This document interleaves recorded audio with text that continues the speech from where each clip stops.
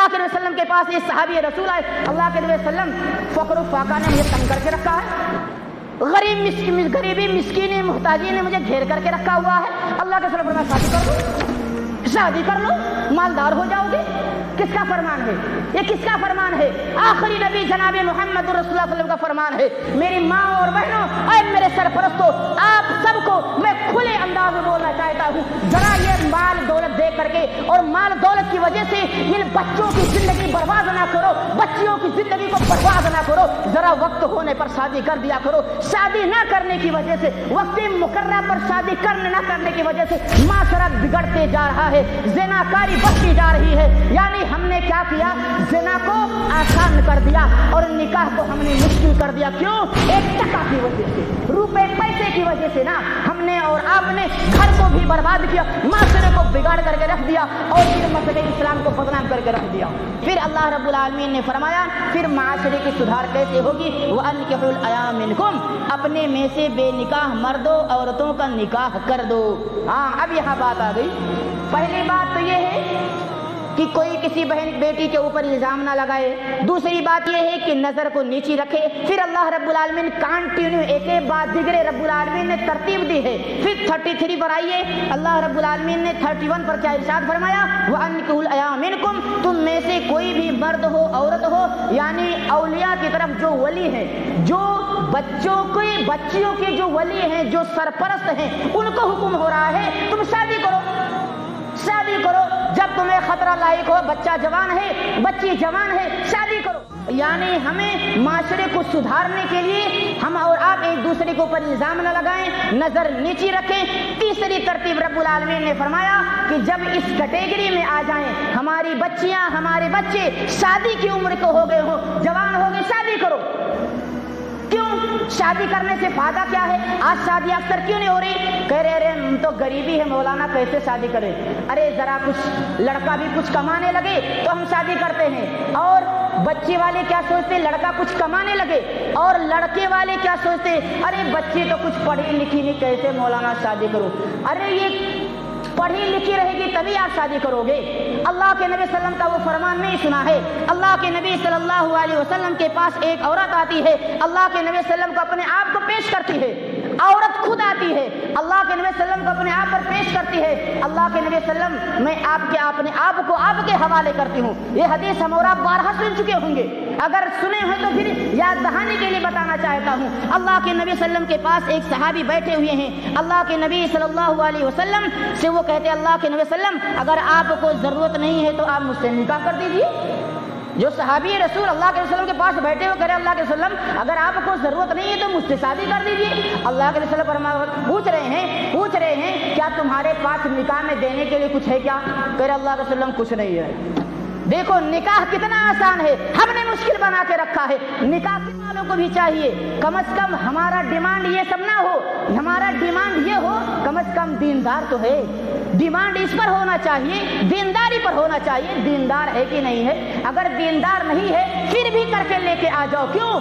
آپ دیندار ہو نا، آپ سکھا دو، آپ سکھاؤ، آپ دیندار ہو، آپ نمازی ہو، روزے دار ہو، آپ زکاتی ہو، زکات کی ادائیگی کرتے ہو، آپ شریعت مطہرہ پر عمل کرنے والے ہو تو کم از کم بچی کو لے کے آؤ تو صحیح۔ اگر وہ نہیں، اس کے گھر والے نہیں سکھائے، آپ سکھاؤ، آپ سکھاؤ، آپ اس کے شوہر بنیں گے، ذمہ داری آپ کے اوپر آ جائے گی، آپ سکھاؤ تو صحیح۔ اللہ کے نبی صلی اللہ علیہ وسلم اس شخص سے پوچھتے ہیں کہ کیا تمہارے پاس کچھ ہے؟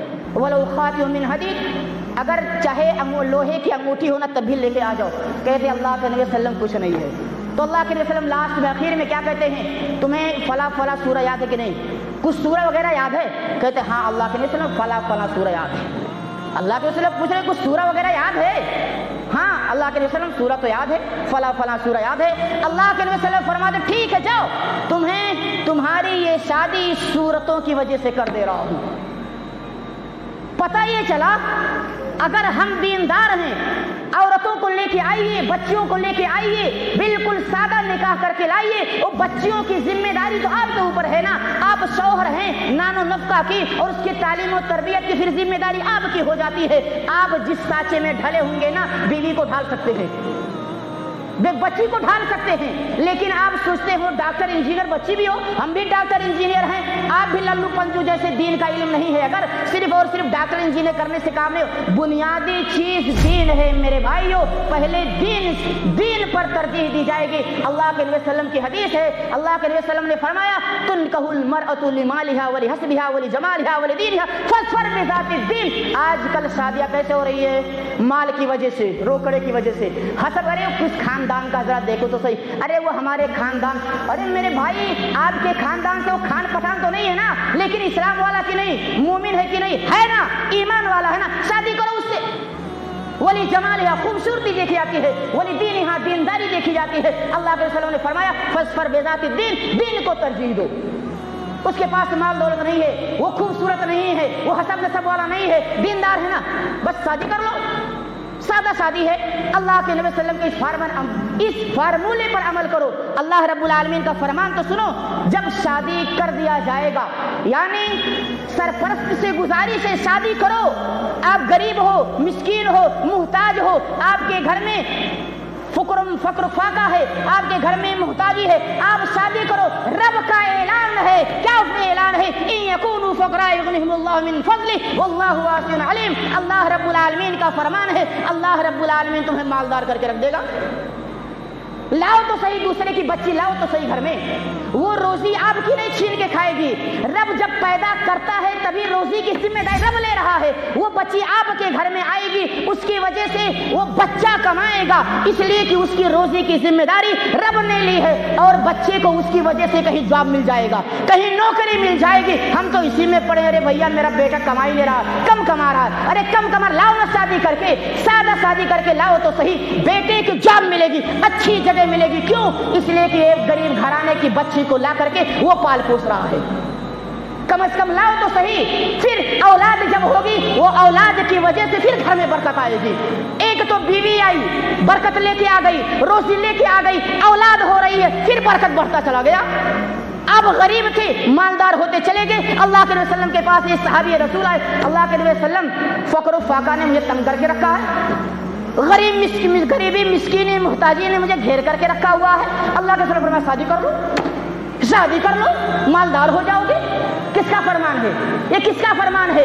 आखिरी नबी जनाब मोहम्मद रसूलुल्लाह सल्लल्लाहु अलैहि वसल्लम का फरमान है। मेरी माँ और बहनों और मेरे सरपरस्तों, आप सबको मैं खुले अंदाज में बोलना चाहता हूँ, जरा ये माल दौलत दे करके और माल दौलत की वजह से इन बच्चों की जिंदगी बर्बाद ना करो, बच्चियों की जिंदगी को बर्बाद ना करो। जरा वक्त होने पर शादी कर दिया करो। शादी ना करने की वजह से, वक्त मुकर्रा पर शादी करने ना करने की वजह से माशरा बिगड़ते जा रहा है, ज़िनाकारी बढ़ती जा रही है। यानी हमने क्या किया?